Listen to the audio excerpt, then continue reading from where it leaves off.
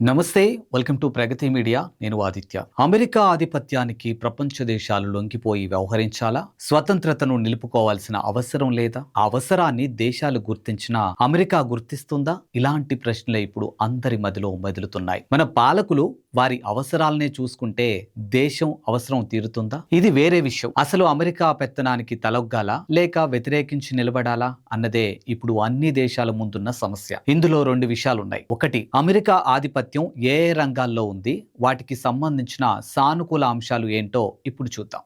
America ఆధిపత్యానికి సానుకూలమైన అంశాలు. అమెరికా ఆర్థికంగా, సైనికంగా, సాంకేతిక విజ్ఞానంలో అత్యంత అభివృద్ధితో ప్రపంచంలోనే మొదటి స్థానంలో ఉన్న దేశం. ఎగుమతులు, దిగుమతుల వ్యాపార లావాదేవీలలో ప్రపంచంలో అమెరికా గణనీయమైన వాటా కలిగి ఉంది. ప్రపంచాభివృద్ధికి కృషి చేసే ఐక్యరాజ్య సమితి, WHO తదితర సంస్థలకు మరియు పర్యావరణం, సాంకేతిక అభివృద్ధిలో కృషి చేసే అనేక వేదికలకు ఆర్థికంగా మద్దతిచ్చే దేశాలలో ప్రధాన వాటాదారుగా అమెరికా ఉంది. అమెరికా రాజ్యాంగం పరిధిలో ప్రజలు ప్రశ్నించే హక్కును స్వేచ్ఛగా వినియోగించుకుంటారు. ఇవన్నీ సానుకూలమైన అంశాలే. ఈ విషయాల్లో అమెరికా అగ్రతాంబూలాన్ని ఎవరూ ప్రశ్నించరు. అలాగే కొన్ని విషయాల్లో అమెరికా ఇతర దేశాలకు, ప్రజలకు ఇస్తున్న సూచనలు, సందేశాలు కూడా విలువైనవే. అవేంటంటే, అమెరికా పాలకులు ప్రపంచ దేశాల ప్రజలకు ఇచ్చే పిలుపులు. ప్రపంచంలో వ్యవసాయ, పారిశ్రామిక ఉత్పత్తుల ఎగుమతులు, దిగుమతులలో సమతుల్యతను పాటించాలని, ప్రపంచ శాంతికి దోహదపడాలని, సాంకేతిక అభివృద్ధిని ప్రోత్సహించాలని, మానవ హక్కులను రక్షించాలని, పర్యావరణాన్ని కాపాడాలని,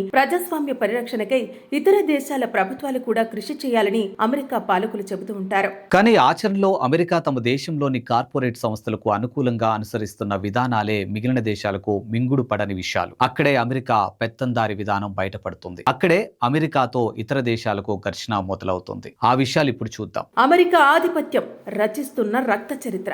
అమెరికా పెత్తనాన్ని అంగీకరించని దేశాలను బెదిరించడం, ఆంక్షలు విధించడం, ఇంకా లొంగకపోతే తన ఆధిపత్యాన్ని అనేక రూపాల్లో ప్రదర్శించడం జరుగుతోంది. ఉదాహరణకు క్యూబా, ఉత్తర కొరియా, ఇరాన్ మొదలైన దేశాల్లో అమెరికా ప్రదర్శిస్తున్న ధోరణి మనం చూస్తూనే ఉన్నాం. తమ కార్పొరేట్ సంస్థల యోజనలకు అనుకూలంగా లేని వివిధ దేశాలలో ప్రభుత్వాల మార్పిడికై జోక్యం చేసుకోవడం కూడా తరచుగా జరిగే విషయమే. లిబియా, బంగ్లాదేశ్ లాంటి దేశాలను ఉదాహరణగా చూపించవచ్చు. ఇక తమ ఆధిపత్యాన్ని వ్యతిరేకించే దేశాలపై ప్రత్యక్ష దాడులతో ఆ ప్రభుత్వాలను కూల్చివేయడం అమెరికా రక్త చరిత్రలో అతి కీలకమైన విషయాలు. ఇరాక్, వెనిజువేలా, సిరియా దేశాల్లో అమెరికా ఏం చేసిందో ప్రపంచానికి తెలుసు. ఇప్పుడు ఇరాన్ నెత్తురోడుతున్న దృశ్యాన్ని మనం చూస్తున్నాం. అది ఫ్రెండ్స్, స్థూలంగా అమెరికాలోని కార్పొరేట్ సంస్థల లాభాల కోసం ఆ దేశం ఆర్థిక సంక్షోభం నుండి బయటపడడానికి అనుకూలంగానే వివిధ దేశాలతో అమెరికా పాలకులు వ్యవహరించే తీరు ఉంటుందని అర్థమవుతుంది కదా. మరి మీరేమంటారు? మీ విలువైన కామెంట్స్ పంపండి. మా ఛానల్ ని సబ్స్క్రైబ్ చేసుకోండి. ఆర్గానిక్ మీడియాని ప్రోత్సహించండి.